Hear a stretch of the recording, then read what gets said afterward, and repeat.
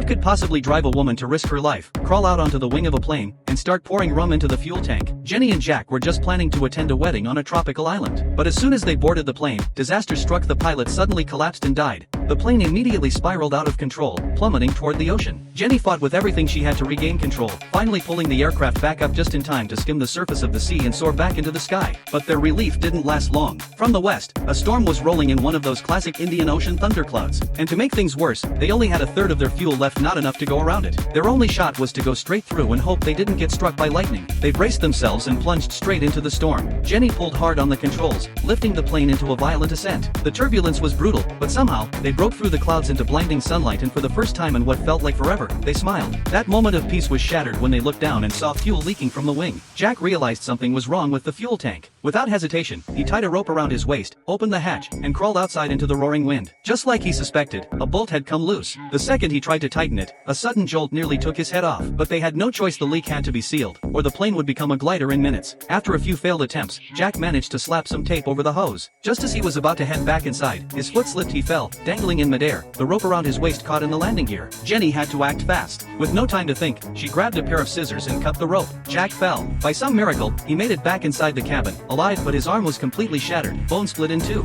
He couldn't even speak from the pain. Jenny didn't flinch. She snapped a coat hanger in half and told Jack she was going to reset the bone on the count of 3. After a rough patch job, they looked at the fuel gauge. It was empty. The plane was almost out of time. Then they remembered the bottles of overproof rum in the cabin, nicknamed Goblin Rockets for a reason. At over 90% alcohol, it was practically jet fuel. With no other options, they decided to give it a shot. Jenny crawled out onto the wing and pried open the fuel cap. She knocked on the window to signal Jack, who passed her the first bottle. She began pouring the rum straight into the tank. But before she was even halfway done, a gust of wind tore the bottle from her hands and sent it flying. Jack quickly handed her another. This time, Jenny gripped it tight with both hands and emptied the whole thing into the tank. The fuel gauge ticked up to 10%. It wasn't much, but it was hope. Just as Jack was about to pass her one final bottle, disaster struck again. Jenny barely managed to hold onto the wing, stabilizing herself before she could fall. But they were out of rum. No more makeshift fuel. She had no choice but to climb back into the cabin. Luckily, she made it back safely, and Jack had news. He'd spotted a small island below. If they could just make it there, they might have a chance. Jenny jumped back into the pilot's seat, adjusted course, and headed toward the coordinates Jack gave her. But after searching the skies for what felt like forever, the island was nowhere in sight, and now the fuel gauge hit 0. The propellers slowed